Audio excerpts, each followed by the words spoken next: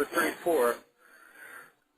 Peter, it disturbs me that you completely ignored the scientific process in selecting the Venus Project as your answer to the what do we do question. I may be wrong, and maybe you actually went through the complex scrutiny of many options, but if this is so, I have not read nor heard anything about these options. Before putting all your eggs in one basket, wouldn't the scientific method insist that you take a step backwards and analyze the root process options? I've analyzed the Venus Project until my brain is tired, and I think you are wrong to suggest that this is an option without an all-out legitimate transition phase to buffer the initiation. I think you're asking two different questions there. Well, first of all, the Venus Project, when I learned of the Venus Project, I did a great deal of analysis, and the thing is, the root causes are very much presented. The root causes are the foundation of it. The root causes of government organization, the root relevance of a governing organization. What is it? A systems approach.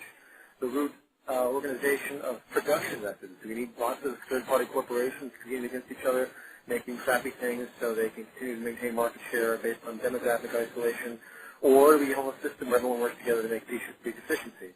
The latter makes perfect sense to me. Human conditioning. Human beings are not set robots wired with inherently aberrated annotations.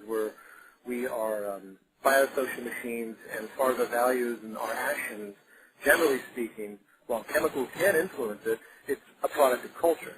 All of these attributes were pivotal in my analysis of the Venus Project, and I think that they are near empirical. So your question to me should really be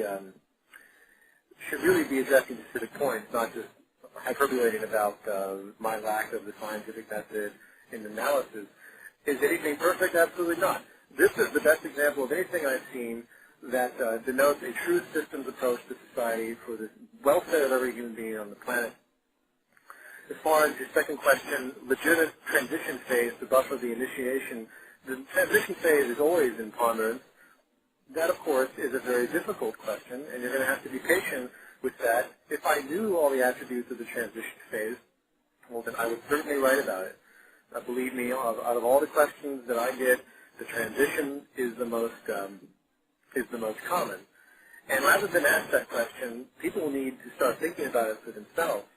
And again, as I addressed earlier in the presentation, it comes down to value systems first. So I hope that helps with your disposition.